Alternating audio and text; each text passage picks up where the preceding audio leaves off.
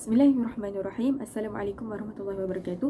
InsyaAllah pada hari ini saya akan berkongsi mengenai tadabbur surah Al-Anbiya ayat 78 dan 79. Jadi sebelum tu saya akan membacakan dua ayat ini.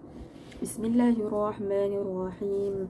وداود وسليمان إذ يحكمان في الحرث إذ نفشت فيه غنم القوم وكنا لحكمهم شاهدين ففهمناها سليمان وكلا آتينا حكما وعلما وسخرنا مع داود الجبال يسبحن والطير وكنا فاعلين.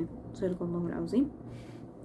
Jadi kenapa saya memilih ayat ini? Pertamanya kita haruslah mengenali siapakah Nabi Daud dan Nabi Sulaiman ini, iaitu mereka ini Nabi Daud adalah seorang raja dan juga merangkap seorang nabi, dan Nabi Sulaiman adalah anak kepada Nabi Daud AS, dan mereka Nabi Sulaiman pun menjadi raja setelah ayahnya Nabi Daud. Jadi kenapa saya mula ayat ini? Kerana Syekh Abdul Nasir Janda dalam ceramahnya dari Institut Norman Ali Khan ada berkata bahawa dua ayat ini menjadi asas kepada boleh menjadi asas kepada cara didikan keluarga atau foundation kepada parenting. Okey. Jadi Imam Al-Qurtubi dan Imam Malik juga menerangkan dua ayat ini panjang lebarnya sehingga lebih 4 muka surat. Jadi apa sebenarnya berkenaan dengan ayat ini? Okey. Wa Dawud wa Sulaiman idh yahkumani fil hadthi nafashat bihi ghanamul qaum. Dan ingatlah ketika Nabi Daud dan Nabi Sulaiman mereka menghukum mengenai satu tanaman, iaitu satu kebun lah. Okey. Jadi kat sini kita ada tuan kebun dan juga pekebunnya. Jadi idh nafashat bermaksud dalam perkataan Arab mempunyai satu maksud yang sangat spesifik, iaitu ketika mana kambing memakan tanaman tuannya, ketika kambing memakan tanaman tanpa pengetahuan tuannya pada waktu malam. Jadi apa yang berlaku dalam tafsir pimpinan Ar-Rahman, okey, dalam tafsir pimpinan Ar-Rahman ada diceritakan menurut Ibnu Abbas radhiyallahu anhu bahawa sekumpulan kambing ni telah memakan ladang ataupun kebun kepunyaan kebun ni tanpa pengetahuan tuan pekebun ni pada waktu malam. Jadi bila berlaku kejadian itu, mereka berdua ni, yakni penternak dan pekebun, mengadulah situasi ini kepada Nabi Daud AS.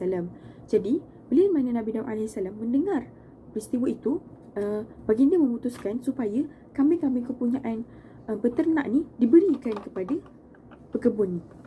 Mendengar keputusan tu, Nabi Sulaiman, yakni anak kepada Nabi Daud AS ni, memutuskan supaya jangan menggunakan keputusan itu, gunakan keputusan yang baru, iaitu okey, kambing-kambing ni mesti diserahkan kepada pekebun, tetapi dalam waktu yang sementara sahaja.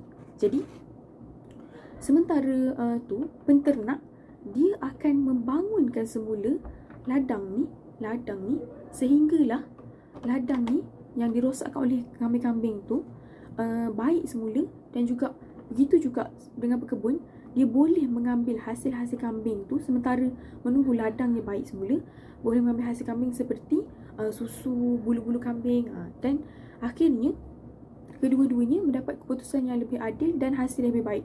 Ladang baik semula, kambing pun baik, so dua-dua tak hilang dan dua-dua tak rugi.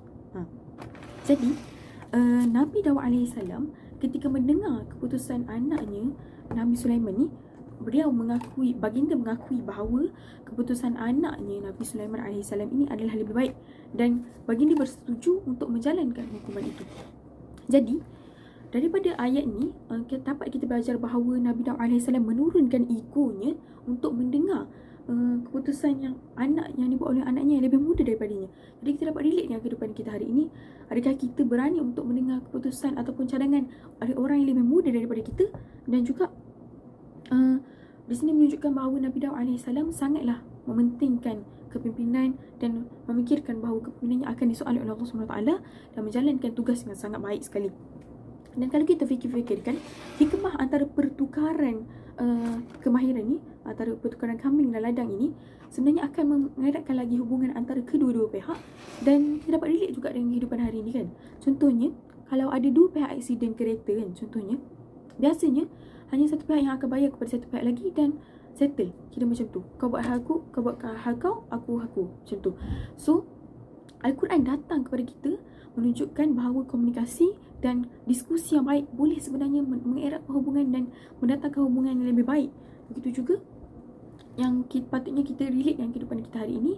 Patutnya kita mengambil Al-Quran sebagai petunjuk dan pedoman kepada kehidupan kita. Jadi seterusnya, maka kami beri Nabi Sulaiman memahami hukum yang lebih tepat itu, dan kami berikan kebijaksanaan kepada kedua-duanya dan mudahkan untuk Musa dan Guru Kanang memuji Nabi Sulaiman dan Nabi Daud. Jadi berdasarkan ayat ini sebenarnya kita dapat belajar banyak sangat, iaitu tentang kepimpinan, tentang betapa penting untuk mendengar keputusan orang yang lain walaupun lebih muda daripada kita, dan komunikasi yang baik akhirnya akan mendatangkan kesan dan keputusan yang lebih baik. Jadi semoga kita semua dapat mengambil sedikit sebanyak ibrah daripada ayat ini dan mengamalkannya dalam kehidupan, supaya Al-Quran dapat menjadi petunjuk dan pedoman dan juga pemelihara bukan sahaja kepada kita, kepada orang lain juga. Sekian daripada saya.